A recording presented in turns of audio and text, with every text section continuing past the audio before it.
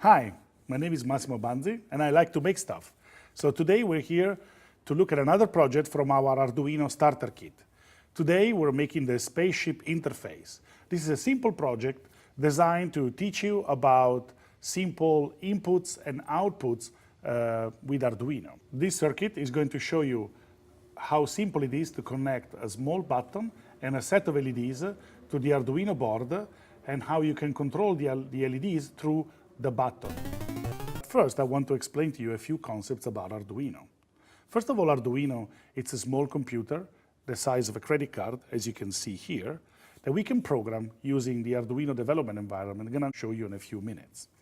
So the idea is that we write instructions in the development environment, then we press a button that gets turned into a program that gets downloaded into the Arduino, and then the Arduino can interface with the outside world to implement any crazy project that you can come up with.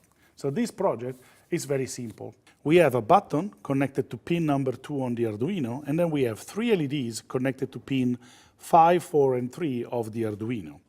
When I press the button, these 2 LEDs that are now blinking will stop blinking, and the yellow LED will turn on.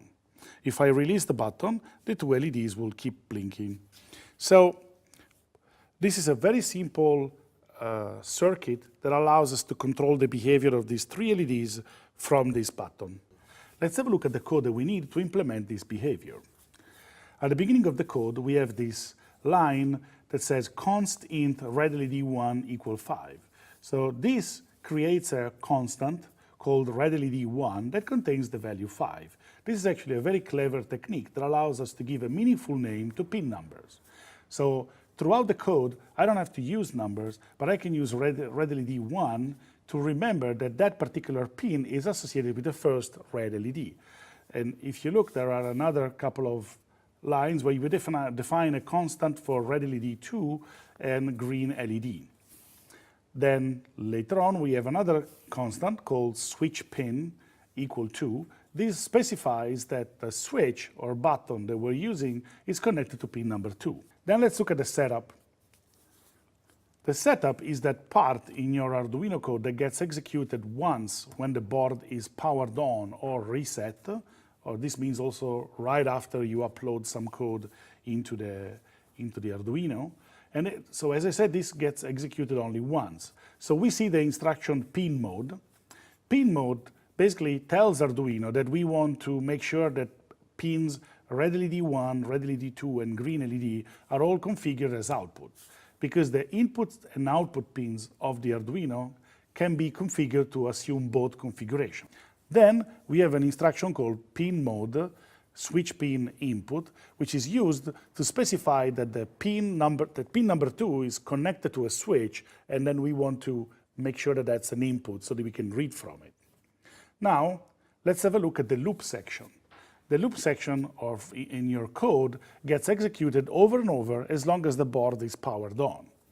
So we create a variable called switch state, and then we say switch state equal digital read switch pin. So basically what this does, reads the state of the pin connected to the push button and returns a value high or low, depending on the fact that the button is pressed high or released low. Then we're going to use a clever statement called if, which is very important whenever you write some code, because it's the statement that allows you to make decisions. So in this particular case, we basically ask Arduino, if the switch state is equal low, do something.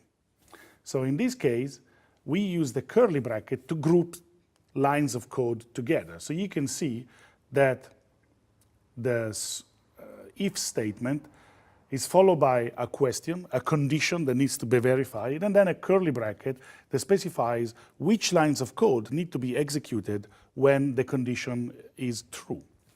In this case, switch state equal low basically says if the button is not pressed, and then we follow that with a series of digital write statements that are used to turn on and off the LEDs and to implement this particular blinking behavior. After that, we have a delay of 250 milliseconds, followed by a short blink cycle that happens on the other red LEDs.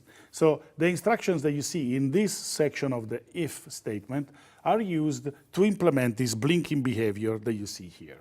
Afterwards, there's a statement called else.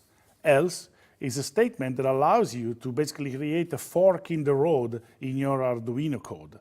With if, you can say, if something is true, execute this piece of code, and else says, if that condition is not true, then execute this other piece of code. So you can have two different parts of your code that gets executed depending on the condition, if that condition is true or false. In this case, when the button is pressed, then we use 2 digital write to turn off the red LEDs, and we use 1 digital write, green LED high, to turn on the green or yellow LED like we have here. So if I press the button, the LED turns on. If I release the button, the LEDs are blinking. So this is all the code that we need in order to implement this behavior. I want to remind you that the code that's inside the loop statement will be executed over and over. So as you can see, the blinking pattern is executed, then Arduino reads the input, checks if it's true or false, and depending on that, decide which behavior to implement, and then loops back to the beginning. That's all for today. I hope you enjoyed the tutorial, and remember, build it, hack it, share it, because Arduino is you.